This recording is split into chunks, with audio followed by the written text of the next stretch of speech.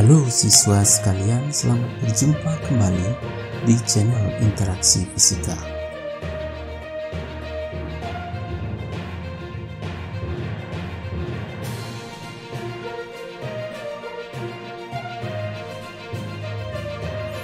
Pada kesempatan ini kita akan melanjutkan pembahasan dengan topik listrik dinamis arus searah atau arus DC.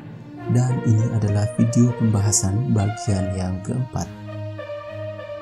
Pada pembahasan ini kita akan melihat bagaimana rangkaian listrik majemuk, secara khusus membahas topik hukum 1 Kirchhoff, hukum 2 Kirchhoff, dan bagaimana menghitung tegangan jepit pada rangkaian listrik majemuk. Mari kita mulai dengan yang pertama, hukum Kirchhoff.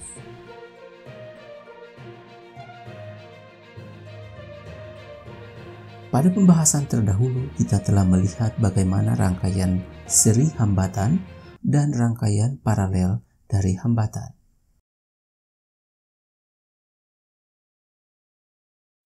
Pada rangkaian seri, kita melihat bahwa kuat arus total yang mengalir dalam rangkaian sama dengan kuat arus yang mengalir pada masing-masing hambatan.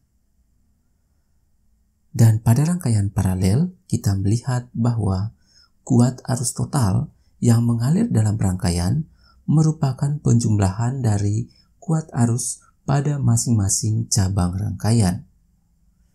Pada gambar kedua ini misalnya, di titik A terbentuk cabang di mana kuat arus total yang keluar dari sumber tegangan terbagi menjadi kuat arus I1, I2, dan I3.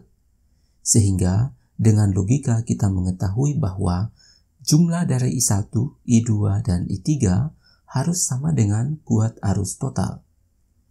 Akan tetapi pada rangkaian seri, karena di sini tidak ada percabangan, maka kuat arus yang keluar dari sumber tegangan sama dengan kuat arus yang melewati setiap hambatan. Pada hukum pertama Kirchhoff, ini juga membahas tentang kuat arus dan sama dengan yang terjadi pada rangkaian paralel. Hukum pertama Kirchhoff mengatakan jumlah arus yang masuk ke dalam suatu titik cabang sama dengan jumlah arus yang keluar dari titik cabang tersebut. Pada rangkaian ini kita melihat bahwa kuat arus I total adalah kuat arus yang masuk ke dalam titik cabang di A, dan kuat arus I1, I2, dan I3 adalah kuat arus yang keluar dari titik cabang tersebut. Sehingga I total sama dengan I1 tambah I2 tambah I3. Untuk contoh yang lain misalnya kita memiliki rangkaian seperti ini, titik percabangan berada di P. Kemudian I1 dan I2 bergerak masuk ke titik cabang, sementara I3, I4, dan I5 menjauhi titik cabang. Sehingga kita memperoleh I1 tambah I2 sama dengan I3 tambah I4 tambah I5. Jadi sekali lagi, hukum pertama Kirchhoff membahas tentang kuat arus.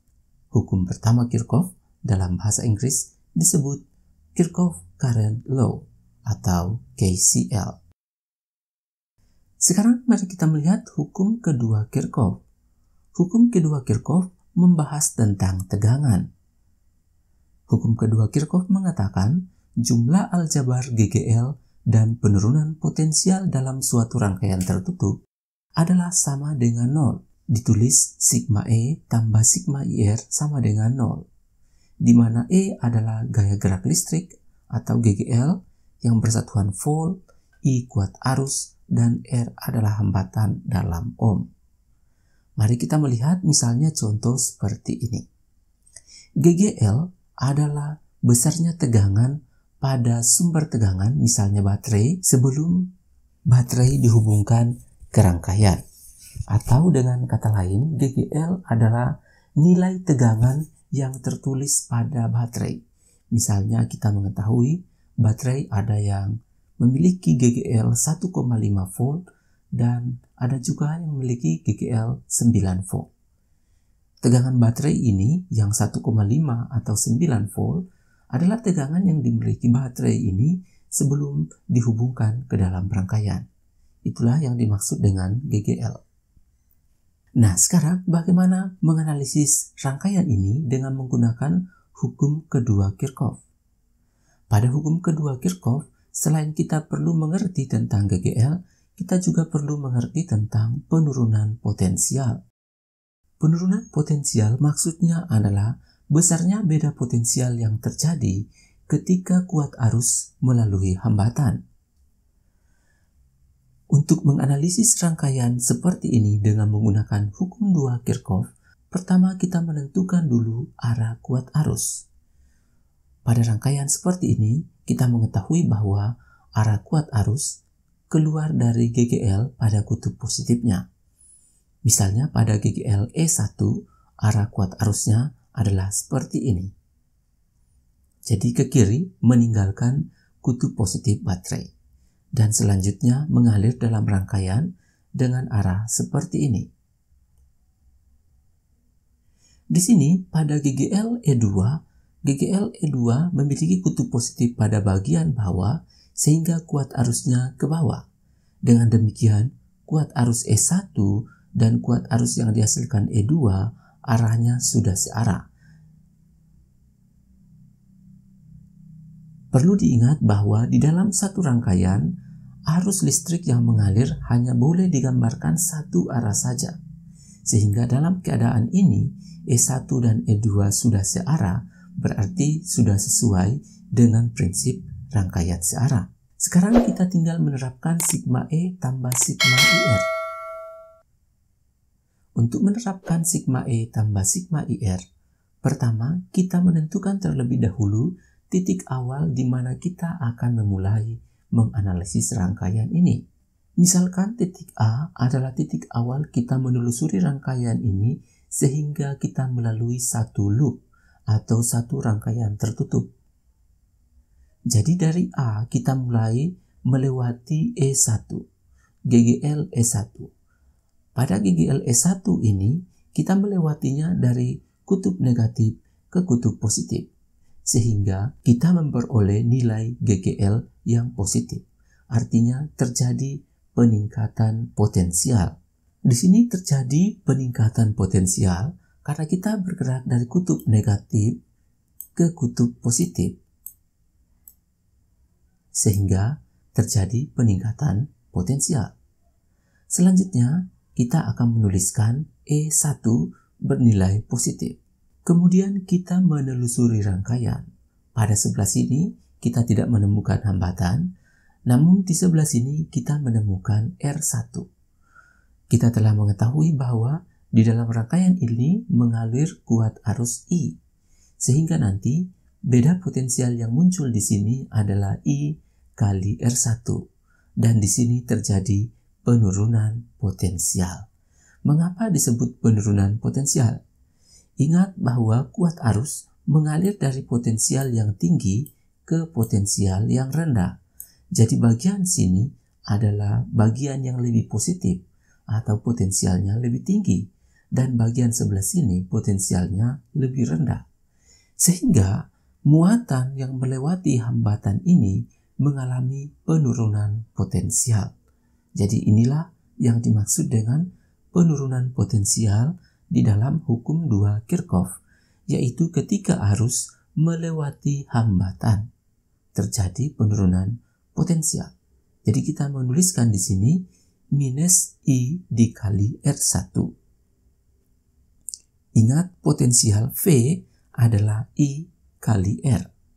Jadi penurunan potensial adalah I kali R. Dalam hal ini I kali R1. Setelah itu kita sampai di ujung sini dan kita membelok ke E2. Di sini E2 kita mendapatkan kutub negatif terlebih dahulu, kemudian kutub positif yang panjang. Berarti muatan yang melewati GGL E2 bergerak dari kutub negatif yang potensialnya lebih rendah ke kutub positif yang potensialnya lebih tinggi. Jadi peranan E2 di sini adalah meningkatkan potensial sehingga E2 bertanda positif. Ingat, E2 bertanda positif karena kita melaluinya dari bagian negatif ke bagian positif. Jadi muatan yang melewatinya mengalami kenaikan potensial. Selanjutnya kita mendapatkan R2. Muatan yang melewati R2 nantinya di sini juga akan mengalami penurunan potensial. Mengapa penurunan potensial? Karena ingat arah arusnya adalah ke sebelah kiri. Sehingga pada bagian ini, seperti pada R1 di atas, bertanda positif dan bagian ini tentu saja negatif. Karena kuat arus mengalir dari potensial yang lebih tinggi ke potensial yang lebih rendah. Sehingga peranan R2 di sini adalah menurunkan potensial. Sehingga kita tuliskan I dikali R2 bertanda negatif. Selanjutnya kita tiba kembali di titik A dan kita menulis sama dengan 0 pada persamaan ini. Selanjutnya kita menyederhanakan. Kita tulis E1 tambah E2 minus I kita keluarkan di luar kurung dan di dalamnya R1 tambah R2. Ingat min I kali R1 min I R1 min I kali positif R2 adalah min I R2. Untuk menghitung kuat arus dalam rangkaian ini, kita cukup mensubstitusi nilai E1, E2, R1, dan R2. Misalkan E1 3 volt, E2 6 volt, dan hambatan R1, R2 masing-masing 100 ohm dan 200 ohm. Sehingga jika kita memasukkan nilai ini, kita memperoleh 3 tambah 6, 9, dan 100 tambah 200, 300. Sehingga dengan pindah ruas, kita menuliskan 9 sama dengan I kali 300 atau I sama dengan 9 per 300. Jika dikecilkan masing-masing dibagi 3, ini akan kita dapatkan 3 per 100 atau 0,03 ampere. Namun sebenarnya pada rangkaian sederhana seperti ini, kita bisa menganalisisnya dengan menggunakan hukum Ohm dengan persamaan yang telah kita pelajari sebelumnya, yaitu V sama dengan I kali R, di mana V di sini adalah total tegangan, di sini 3 volt dan yang ini 6 volt. Sementara keduanya saling mendukung, kedua gegel ini saling mendukung karena bagian positif gegel E1 tersambung ke bagian negatif gegel E2. Berarti saling mendukung, sehingga totalnya adalah 9 volt. Sementara itu, R1 dan R2 bisa dianggap tersusun secara seri, karena di dalam rangkaian ini tidak ada percabangan, berarti R1 dan R2 seri, sehingga totalnya dijumlahkan 300. Dengan demikian, kita bisa memperoleh adalah I sama dengan 9 per 300 atau 0,03 ampere.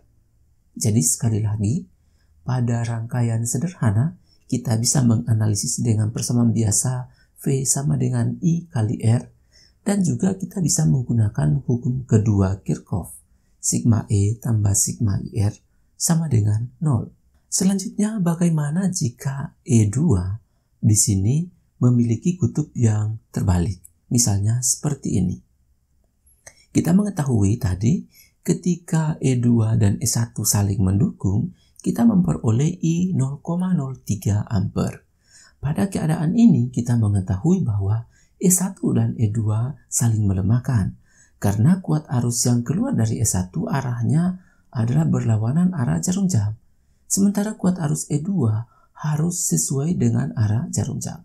Sementara kita ketahui, dalam rangkaian sederhana seperti ini, kuat arus hanya boleh ada satu.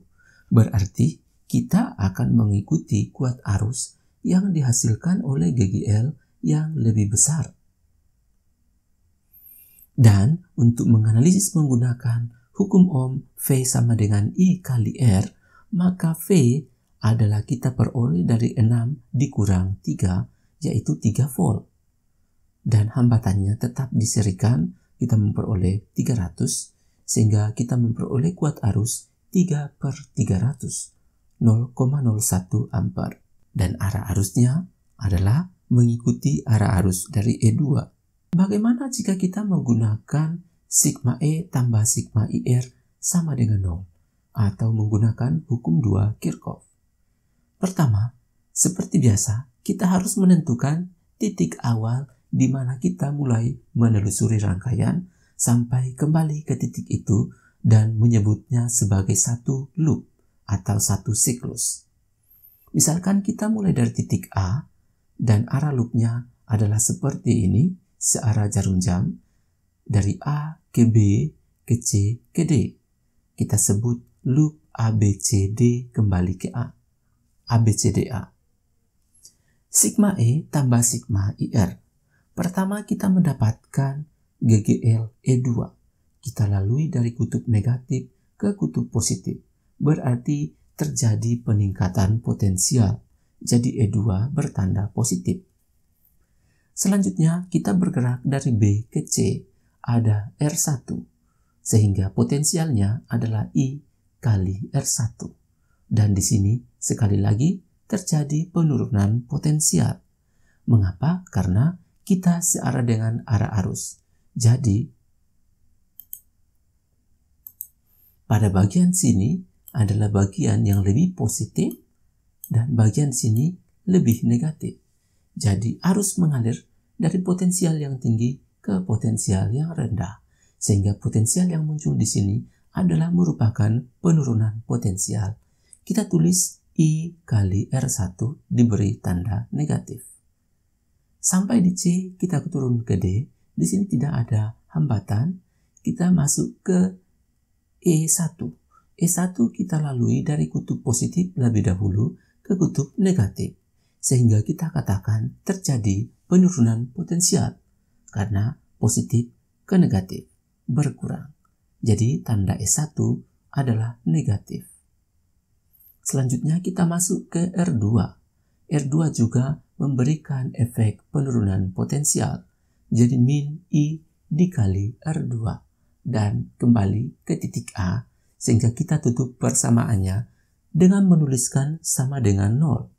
Kita masukkan nilai-nilai yang ada seperti ini. 6 kurang 3 kembali sama di sini 3. Kemudian min 100i dan min 200i adalah totalnya min 300i. Dan kita peroleh kuat arusnya adalah 3/300 atau 1/100 0,01 ampere. Jadi ini adalah cara menganalisis rangkaian dengan menggunakan hukum kedua Kirchhoff. Nah, siswa sekalian, dalam banyak buku teks pelajaran yang kita pelajari, khususnya di Indonesia, penggunaan hukum Kirchhoff untuk menganalisis rangkaian pada umumnya menggunakan perjanjian tanda untuk GGL dan untuk kuat arus.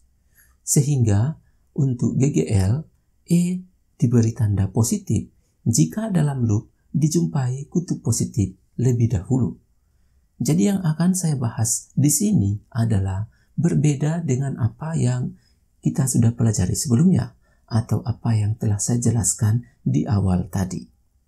Jadi di sini saya akan memberikan perbandingan tentang bagaimana buku teks pelajaran fisika di Indonesia menjelaskan tentang hukum kedua Kirchhoff. Pada umumnya buku teks ini menggunakan perjanjian tanda. Penggunaan perjanjian tanda untuk menjelaskan hukum 2 Kirchhoff juga tidak salah. Mari kita lihat apa perbedaannya. Pada perjanjian tanda, kita menggunakan E positif jika dalam loop dijumpai kutub positif lebih dahulu dan E negatif jika dalam loop dijumpai kutub negatif lebih dahulu. Dan I positif jika arah arus searah dengan arah loop. Ingat, arah loop adalah arah tinjauan. Dan I negatif jika arah arus berlawanan dengan arah loop. Sehingga, jika rangkaian ini kita analisis dengan menggunakan persamaan sigma E tambah sigma IR sama dengan 0 dan menggunakan perjanjian tanda ini, ingat tadi di awal kita mendapatkan persamaan ini dengan menggunakan hukum 2 Kirchhoff dengan berdasarkan pada pengertian jumlah aljabar GGL dan penurunan potensial, kita mendapatkan kuat arus I 0,01 ampere. Sekarang kita akan membandingkan jika kita menggunakan hukum 2 Kirchhoff dan sigma E. Sekarang kita akan membandingkan jika kita menggunakan hukum 2 Kirchhoff. Jika kita menggunakan persamaan hukum 2 Kirchhoff, sigma E tambah sigma IR sama dengan 0, ditambah dengan penggunaan perjanjian tanda ini. Jadi terlebih dahulu kita tentukan arah arus. Arah arus kita mengikuti GGL yang lebih besar. Di sini 6 volt, ini 3 volt, sehingga arah arus kita gunakan yang sesuai dengan arah GGL 6 volt. Jadi arah arusnya seperti ini. Setelah kita menentukan arah arus, kita akan menggunakan sigma E tambah sigma IR sama dengan 0, dan titik tinjauan kita mulai dari A di sini. Arah loopnya seperti tadi, dari A ke B, ke C, ke D, kembali ke A. Dan kita menggunakan loop A, B, C, D, A. Jadi ingat, pertama tentukan dulu arah arus, kemudian setelah itu tentukan arah loop. Jadi arah loop tidak harus seperti ini, bisa juga berlawanan arah jarum jam, bisa kita ambil dari A ke D, ke C, ke B, kembali ke A. Jadi sembarang saja. Kemudian kita terapkan sigma E tambah sigma IR sama dengan 0. Kita berangkat dari titik A melewati E2. Karena kita mendapatkan tanda negatif yang lebih pendek lebih dahulu, ini E negatif jika dijumpai kutub negatif lebih dahulu, maka E2 bertanda negatif. Jadi ini adalah cara yang digunakan di banyak buku teks di Indonesia ya. Jadi min E2. Setelah itu kita mengikuti ke titik B, tidak ada hambatan. Dari B ke C ada I dan R1. Kita searah I, berarti I bertanda positif. Jadi positif I kali R1. Kemudian dari C ke D tidak ada hambatan. Dari D selanjutnya kita mendapatkan E1, kutub positifnya lebih dahulu, berarti positif E1. Kemudian kita melewati GGL masuk ke hambatan R2, kita searah arus, berarti arusnya positif dikali R2. Positif I dikali R2, dan kita kembali ke titik A, sehingga kita tutup persamaannya dengan sama dengan 0. Nah, sekarang siswa sekalian bisa membandingkan persamaan yang diperoleh dari sigma E tambah sigma IR sama dengan 0 dengan menggunakan perjanjian tanda seperti ini. Kita bandingkan dengan persamaan yang diperoleh dari sigma E tambah sigma IR sama dengan 0 dengan menggunakan pemahaman dari hukum 2 Kirchhoff, jumlah aljabar GGL, dan penurunan potensial dalam rangkaian tertutup sama dengan 0. Persamaannya sama saja, yaitu persamaan ini jika dikali min 1, maka min 1 dikali E2 akan positif. Dan bagian positif-positif ini akan kembali menjadi negatif. Jadi dengan menggunakan perjanjian tanda dihasilkan hasil yang sama dengan pemahaman kita yang pertama tadi. Namun satu hal yang membedakan di sini bahwa perjanjian tanda ini menyederhanakan persoalan, yaitu membuat siswa tidak menjadi kritis. Mengapa tidak menjadi kritis? Karena penjelasan seperti ini itu terlebih dahulu mencerna hukum 2 Kirchhoff di benak si penulis atau di benak guru, kemudian memberikannya kepada siswa. Dan pada umumnya siswa jarang menanyakan, mengapa kalau GGL-nya dijumpai kutub positifnya lebih dahulu harus bertanda positif? Mengapa kalau kuat arusnya searah dengan arah loop harus diberi tanda positif? Dan mengapa kalau kuat arusnya berlawanan dengan arah loop diberi tanda negatif? Pada umumnya siswa menerima saja bahwa ini adalah perjanjian tanda yang sudah seperti itu, ya diterima begitu saja. Namun tidak demikian kalau kita menggunakan pemahaman dari hukum 2 Kirchhoff dengan mengetahui makna dari GGL dan makna dari penurunan potensial. Tanpa menggunakan perjanjian tanda, kita dengan sendirinya akan menuliskan persamaannya seperti ini dan akan mendapatkan hasil yang sama. Jadi ini sebenarnya perjanjian tanda lebih ke trik matematika yang menyederhanakan persoalan, tetapi makna fisikanya itu kurang sesuai. Ya, jadi siswa sekalian, kalau kita meneruskan persamaan ini, kita akan memperoleh hasil yang sama, yaitu 0,01 ampere. Jadi sekali lagi, jika siswa sekalian menggunakan persamaan sigma E tambah sigma IR sama dengan 0 dengan menggunakan perjanjian tanda ini, memang lebih mudah digunakan karena jika kita mendapat negatif, misalnya lebih dahulu kita menggunakan tanda negatif, kita searah arus, kesannya kalau searah ya positif gitu, jadi lebih mudah digunakan. Tetapi pemahaman fisikanya itu bertolak belakang dengan pemahaman yang sebenarnya, yaitu pemahaman tentang bagaimana GGL meningkatkan potensialkah atau menurunkan potensialkah, dan juga bagaimana hambatan, bagaimana kuat arus yang melewati hambatan. Apakah dia menaikkan potensial atau menurunkan potensial.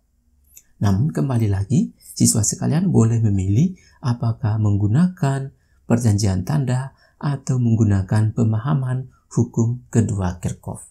Hasilnya akan diperoleh hasil yang sama saja terkait dengan berapa kuat arus yang diperoleh.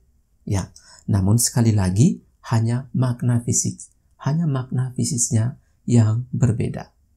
Oleh karena itu, siswa sekalian dan guru fisika, teman-teman guru fisika yang menonton video ini, pada banyak video penjelasan tentang hukum kedua Kirchhoff yang dalam bahasa Inggris disebut Kirchhoff Voltage Law, KVL, itu penjelasannya tidak ada yang menggunakan atau bisa dikatakan hampir sangat sedikit yang menggunakan perjanjian tanda untuk menjelaskan hukum kedua Kirchhoff atau Kirchhoff Voltage Law.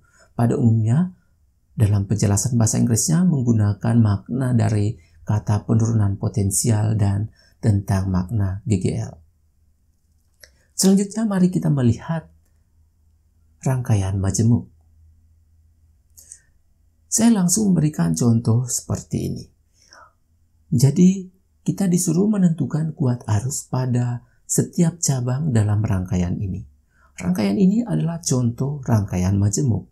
Disebut rangkaian majemuk karena rangkaian ini terdiri dari lebih dari satu loop. Di sini kita bisa meninjau menjadi 3 loop, yaitu kotak yang sebelah kiri, kotak yang sebelah kanan, loop yang kedua, dan kotak yang besar adalah loop yang ketiga. Namun nantinya untuk menyelesaikan persoalan ini, kita hanya perlu menggunakan 2 loop saja. Nah, untuk menentukan kuat arus dalam setiap cabang di sini, kita tidak lagi bisa menggunakan prinsip seri atau paralel. Karena R1, R2, R3 di sini kita tidak bisa definisikan sebagai apakah hubungannya seri atau paralel. Rangkaian seperti ini hanya bisa diselesaikan dengan menggunakan hukum Kirchhoff. Mari kita mengikuti step by step ya penyelesaian. Misalkan data yang digunakan seperti ini, R1 2 ohm, R2 dan R3 3 ohm, GGL E1 dan E2 masing-masing 3 volt dan 2 volt, dan di sini terdapat hambatan dalam sebesar 1 ohm.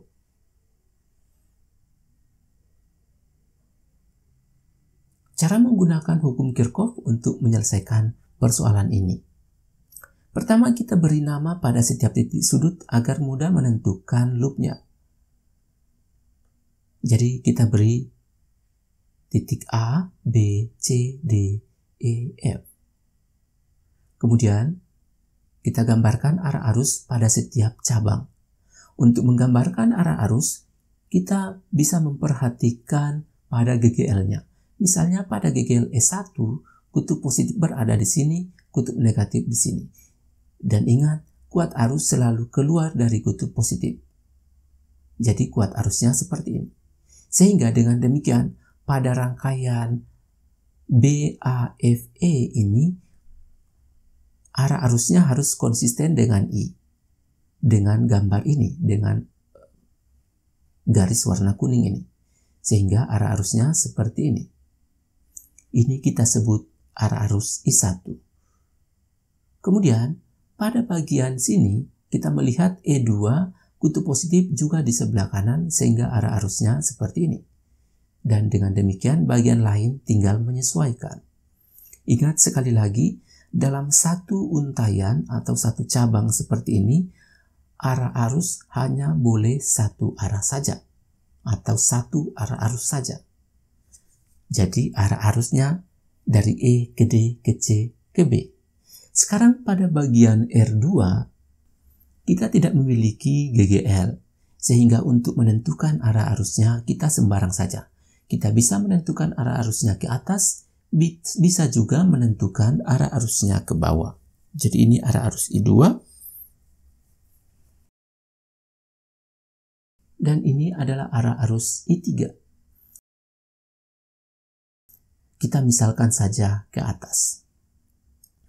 Perlu dipahami di sini bahwa arah arus I1, I2, dan I3 adalah arah arus pemisalan saja. Nantinya setelah kita hitung, jika kita menghasilkan kuat arus yang bertanda positif, berarti arah arus yang kita misalkan di awal ini sudah benar. Namun, jika kita menghasilkan arah arus bertanda negatif, maka kita perlu membalik pemisalan arah arus yang telah kita pasang sebelumnya. Sekarang kita akan memilih dua loop untuk menerapkan hukum 2 Kirchhoff. Jadi ingat, kita hanya perlu dua loop saja. Jadi misalnya kita milih loop yang pertama dari B ke A, ke F, ke E, kembali ke B. Ini loop 1. Dan loop 2-nya kita pilih dari B ke C, ke D, ke A, kembali ke B. Dan ini adalah arah loop 2. Pada masing-masing loop ini, kita akan terapkan persamaan sigma E tambah sigma IR sama dengan 0. Kita mulai dari loop 1, BAFEB, sigma E tambah sigma IR sama dengan 0. Kita mulai dari titik B. Kita memperoleh I1 kali R1. Ingat, kita searah dengan arus, berarti di sini terjadi penurunan potensial. Karena sekali lagi, arus mengalir dari potensial tinggi ke potensial rendah. Jadi muatan yang melewati R1 akan mengalami penurunan potensial. Min I1 R1. Kemudian kita jalan dari A ke F, tidak ada hambatan. Kita jalan dari F ke E, kita memperoleh nilai hambatan dalam R1. Jadi meskipun di sini tidak digambarkan hambatan, bisa kita bayangkan bahwa di sini ada hambatan kecil di depan GGL. Dan hambatan ini tentu saja juga menurunkan potensial. Jadi min I1 R kecil 1 untuk kontribusi dari hambatan dalam. Selanjutnya kita masuk ke GGL, memperoleh kutub negatif dulu ke kutub positif. Karena kita melalui dari negatif ke positif, maka muatan yang masuk ke dalam GGL ini akan mengalami peningkatan potensial. Karena bergerak dari negatif ke positif. Sehingga kita tuliskan tambah E1. Sampai di E, kita naik di I3 R2, dan ini adalah juga penurunan potensial sebesar I3 kali R2. Ya, logikanya sama dengan di sini tadi. Kemudian kita kembali ke titik B, kembali ke titik semula, kita tutup persamaannya dengan sama dengan 0. Selanjutnya, kita menyederhanakan dengan mengganti angka R1 adalah 2, R kecil 1, 1, E1 3, R besar 2, 3. Sama dengan 0. Kemudian, min 3 I1 diperoleh dari min 2 I1 dan min I1, min 2 min 1, totalnya min 3, tambah 3 kurang 3 I3, sama dengan 0. Ya, kemudian kita tuliskan, kita pindah ruas, 3I1 dan 3I3 pindah ruas menjadi positif. Semuanya dibagi 3, kita memperoleh 1 sama dengan I1 tambah I3. Ini adalah persamaan pertama. Jadi dari loop 1 kita mendapatkan persamaan 1. 1 sama dengan I1 tambah I3. Selanjutnya kita menganalisis loop 2. Loop BCDEB dan kita gunakan sigma E tambah sigma R sama dengan 0. Pertama kita jalan dari B ke C. Dari B ke C, di sini kita tuliskan I2R3 positif. Mengapa positif? Karena sekali lagi di sini arusnya bergerak ke kiri. Berarti di sini potensial lebih tinggi dan di sini potensial lebih rendah. Jadi, karena arus bergerak dari potensial tinggi ke potensial rendah, arusnya dari C ke B, sementara kita meninjau loop dari B ke C, berarti terjadi dalam arah tinjauan kita terjadi peningkatan potensial dari negatif ke positif. Sehingga kita tulis positif I2R3. Kemudian kita sampai di C, turun di D, tidak ada hambatan. Kemudian sampai di GGL, kita mendapatkan hambatan dalam R2 di sini. Dan tentu saja efek R2 di sini. Jadi ingat, ini R2 bisa digambarkan sebagai hambatan kecil di sini. Ya. Jadi kuat arusnya berlawanan arah dengan arah loop. Dan dengan demikian, kita akan mendapatkan efek kenaikan potensial. Karena di sini potensial lebih tinggi, sini potensial lebih rendah. Kita jalan dari D ke E, kita jalan ke arah potensial yang lebih tinggi di hambatan dalam R2. Sehingga positif I2R2. Selanjutnya kita masuk ke E2, kita mendapatkan kutub positif lebih dahulu. Kemudian kita mendapatkan kutub negatif. Sehingga kita melewati E2 dari positif ke negatif, berarti ada penurunan GGL. Jadi min E2. Sampai di titik E, kita naik di I3. Di sini kita searah dengan arus, berarti positif di sini lebih tinggi, potensial lebih tinggi. Sini potensial lebih rendah, berarti terjadi penurunan potensial. Ya. Jadi minus I3R2. Ingat, penurunan potensial karena arah arusnya dari potensial tinggi ke potensial rendah. Kita kembali di titik B dan sudah melewati satu loop dan kita tutup persamaannya dengan sama dengan 0 karena kita telah kembali ke titik awal. Selanjutnya masukkan angkanya. I2 dikali R3 nilainya 3 ohm. E2 nilainya 2 sama dengan 0. Masukkan angka yang ada. Kita sederhanakan. Di sini 4I2, 3I2 tambah 1I2, 4I2 kurang 3I3 minus 2 pindah ruas menjadi 2. Seperti ini. Dan inilah persamaan kedua. Jadi sekarang kita telah memiliki dua persamaan. Persamaan pertama diperoleh dari loop 1 dan persamaan kedua diperoleh dari loop 2. Nah, untuk menyelesaikan soal ini kita perlu juga menerapkan hukum pertama Kirchhoff, yaitu Kirchhoff Current Law atau hukum Kirchhoff tentang kuat arus, di mana mengatakan kuat arus yang masuk ke dalam titik cabang sama dengan jumlah kuat arus yang keluar dari titik cabang tersebut. Jadi kita cukup meninjau salah satu dari titik cabang yang ada. Jadi kita menerapkan hukum 1 Kirchhoff pada salah satu titik cabang. Misalnya kita pilih titik cabang di B di sini. Jadi di sini kita peroleh I2 masuk ke B, I3 juga mendekati B, dan I1 keluar.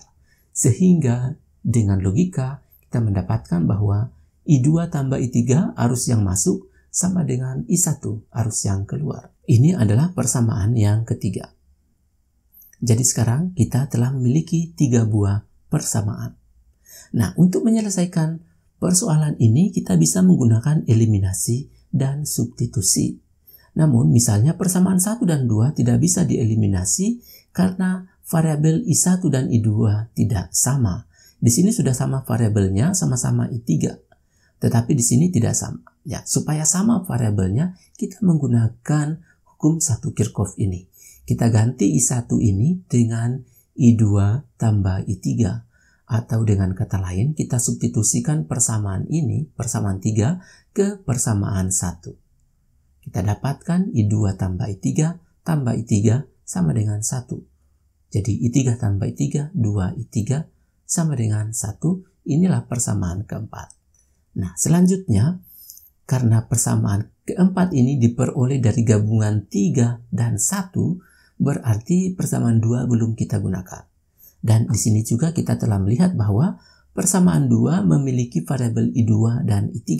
Ini memiliki variabel I2 dan I3.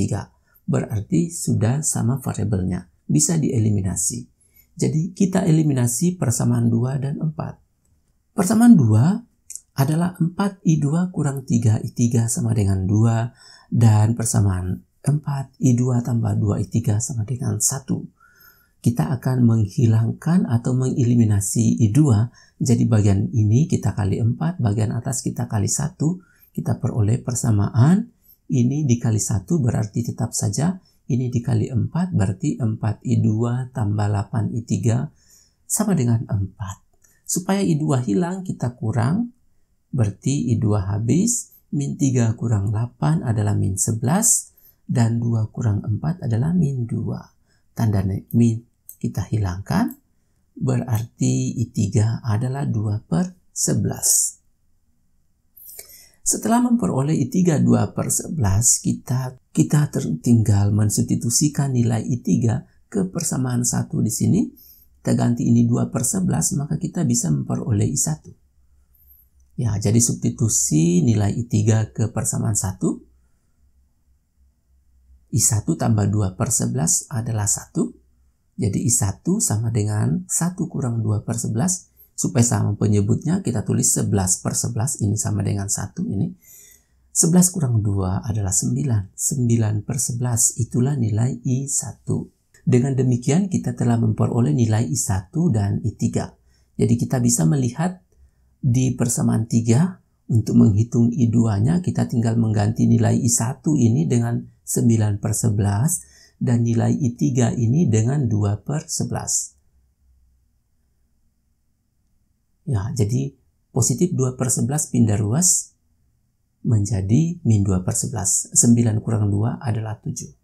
Jadi dengan demikian kita telah mendapatkan nilai dari kuat arus pada masing-masing titik cabang, yaitu I1 9/11, I2 7/11, dan I3 2/11. Karena hasil perhitungan kita semuanya menghasilkan nilai positif, berarti kita simpulkan pengandaian kuat arus yang kita pasang sebelumnya sudah sesuai. Jadi tidak ada arah kuat arus yang salah. Jadi arah kuat arusnya sudah sesuai karena nilai I yang kita peroleh semuanya positif. Selanjutnya, tegangan jepit. Tegangan jepit adalah beda potensial antara dua titik dalam satu rangkaian. Di sini untuk menghitung tegangan jepit, kita bisa juga menggunakan perumusan hukum 2 Kirchhoff, sigma E tambah sigma IR sama dengan 0. Di mana pada rangkaian tertutup, sigma E tambah sigma IR sama dengan 0. Sementara untuk tegangan jepit merupakan rangkaian terbuka. Jadi rangkaian terbuka atau beda potensial antara dua titik itu V sama dengan sigma E tambah sigma IR, di mana V adalah tegangan jepit. Misalnya pada contoh yang pertama tadi kita telah memperoleh I1 9/11, I2 7/11, dan I3 2/11. Selanjutnya kita akan menghitung tegangan jepit antara titik B dan titik E. Berarti dalam hal ini kita akan meninjau rangkaian terbuka dari B ke E. Artinya kita bisa berjalan dari B ke E ini melewati 3 jalur. Bisa melewati A, F, ke E, bisa melewati B, C, D, E. Di sini ada C dan di sini ada D. Ya, jadi bisa melewati B, C, D, E dan bisa juga langsung dari B ke E melewati R2. Di sini kita cukup menerapkan persamaan V sama dengan sigma E tambah sigma IR dari titik B ke titik E dengan salah satu jalur yang kita pilih. Misalnya saya pilih jalur B ke E melewati R1. Jadi saya mengikuti jalur BAFE. Kita memperoleh dari B ke A penurunan potensial I1R1, kemudian dari F kita mendapatkan hambatan dalam R1 juga penurunan potensial, dan kita mendapatkan GGL S1 negatif ke positif, berarti terjadi peningkatan potensial. Karena kita bergerak dari min ke plus, berarti potensialnya bertambah. Sehingga VBE adalah min 9/11. Jadi di sini min I1 kita keluarkan, R1 dalam kurung dan R1 kecil dalam kurung. Kita ganti 9/11, R1 besar 2, R1 kecil 1, tambah 3. Dan kita dapat min 27/11 tambah 33/11 itu adalah 6/11 volt. Jadi nilai 6/11 volt ini adalah tegangan jepit atau beda potensial antara titik B dan titik E. Demikian juga jika kita memilih jalur yang lain, misalnya jalur B ke E melewati R2. Jadi langsung lewat di tengah. Di sini kita mengalami kenaikan potensial. Ya. Jadi bukan penurunan potensial tapi kenaikan potensial karena kita melawan arus. Jadi di sini potensialnya lebih tinggi, ini potensialnya lebih rendah. Jadi kita akan mendapatkan VBE adalah I3 kali R2 dan mendapatkan 2/11 kali 3. Ingat I3 tadi nilainya 2/11 dikali R2 nilainya 3 ohm adalah 6/11 volt. Jadi nilainya sama saja. Jadi ingat di sini VBE adalah beda potensial. VBE maknanya adalah VE dikurang VB. Itu berarti jika kita mendapatkan nilai positif, berarti potensial di titik E nilainya lebih besar daripada potensial di titik B. Jika tegangan jepit bernilai positif, maka titik akhir lebih tinggi potensialnya daripada titik awal. Karena ingat perbedaan itu artinya yang akhir dikurang yang awal. Ya. Jadi ini juga nanti akan menjadi bermasalah ketika kita menggunakan perjanjian tanda untuk menghitung tegangan jepit. Kita akan memperoleh nilai tanda yang berbeda. Oleh karena itu disarankan lebih baik menggunakan persamaan hukum 2 Kirchhoff dengan menggunakan makna fisiknya untuk menganalisis rangkaian daripada menggunakan perjanjian tanda. Nah, siswa sekalian, tiba kita pada kesimpulan. Pertama, hukum pertama Kirchhoff mengatakan jumlah arus yang masuk ke dalam suatu titik cabang sama dengan jumlah arus yang keluar dari titik cabang tersebut. Dalam hal ini, I1 dan I2 masuk ke titik P dan I3, I4, I5 keluar dari titik cabang. Diperoleh I1 plus I2 sama dengan I3 tambah I4 tambah I5. Kemudian hukum 2 Kirchhoff mengatakan jumlah aljabar GGL dan penurunan potensial dalam rangkaian tertutup sama dengan 0. Ditulis sigma E tambah sigma R sama dengan 0. Dan di sini kita tidak perlu menggunakan perjanjian tanda ketika kita mengetahui kapan terjadi penurunan potensial, yaitu jika kita berjalan searah dengan arus dan kita melewati hambatan, maka pada saat itu akan terjadi penurunan potensial. Mengapa? Karena arus selalu mengalir dari potensial tinggi ke potensial rendah. Kemudian GGL akan bertanda positif jika kita melewati dari daerah yang negatif ke daerah yang positif. Karena logikanya kita mengalami kenaikan potensial. Kalau kita mendapatkan kutub negatif dulu dan melewatinya ke kutub positif. Jadi setelah kita melewati GGL itu, kita mengalami kenaikan potensial. Ya, jadi berbeda dengan perjanjian tanda. Kemudian GGL adalah E, I kuat arus, R adalah hambatan. Dan GGL adalah besarnya tegangan pada sumber, misalnya baterai, sebelum baterai dihubungkan ke rangkaian. Jadi GGL adalah nilai tegangan yang tertulis pada sumber tegangan. Kemudian tegangan jepit bisa kita hitung dari rangkaian terbuka, V sama dengan sigma E tambah sigma R. Ini adalah beda potensial antara dua titik dalam suatu rangkaian. Jadi loopnya nanti adalah titik awalnya di titik pertama dan titik akhirnya di titik kedua. Jadi ketika kita ingin melihat beda potensial antara titik A dan B, maka kita hanya perlu meninjau rangkaian itu dari A ke B, menerapkan sigma E tambah sigma IR. Siswa sekalian, di sini ada satu soal latihan yang bisa Anda gunakan untuk melatih pemahaman Anda tentang penjelasan yang telah diberikan tadi. Dan setelah Anda menyelesaikan soal ini, Anda bisa mencocokkan kunci jawabannya dengan kunci jawaban yang ada di deskripsi. Baik siswa sekalian, demikian pembahasan kita pada kesempatan ini. Dan jika video ini telah membantu Anda dalam belajar, silakan klik like dan subscribe untuk mendukung channel Interaksi Fisika. Sampai jumpa pada pembelajaran berikutnya.